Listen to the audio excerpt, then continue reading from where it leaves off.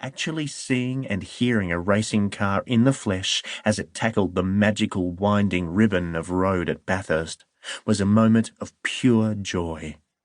I was 17 years old, and I was hooked.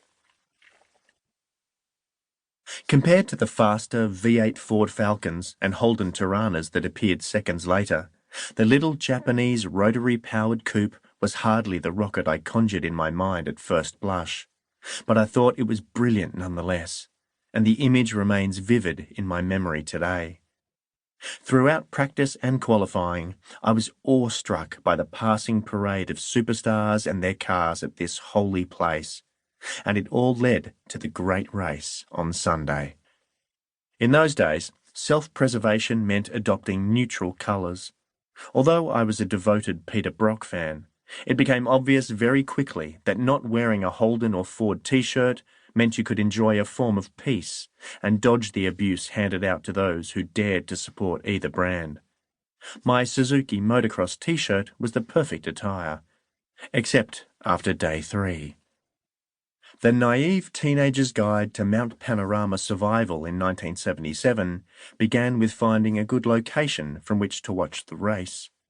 My chosen position was in the fork of a tree next to the Shell Tower at Skyline. My bladder was full and my stomach empty. I did not move all day, staring and studying every piece of racing information I could capture. Braking, lines, turn-in points, downshifts, all with a totally uninterrupted view. Here they all were, the legends, my heroes and their iconic cars, all day long. It was heaven. It was the best, if most uncomfortable, seat in the house. As a Brock fan, I was frustrated that his Holden Tirana A9X and ambitious three-car team Assault, backed by Holden dealer Bill Patterson, was struggling, unable to repel the mighty Moffat Ford dealers' Falcons of Alan Moffat and Colin Bond, who stormed to a crushing 1-2 finish in that year's Bathurst 1000.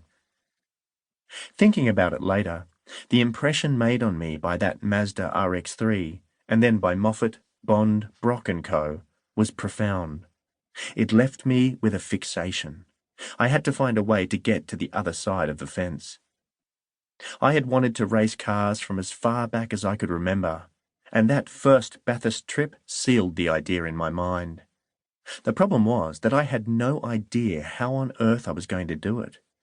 In that period of my life, sage grown-ups, teachers and other wise souls all liked to ask what you wanted to do in life, but I knew what I wanted to be.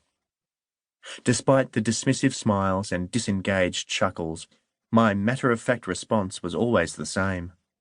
I wanted to be a racing driver. 1. The early years.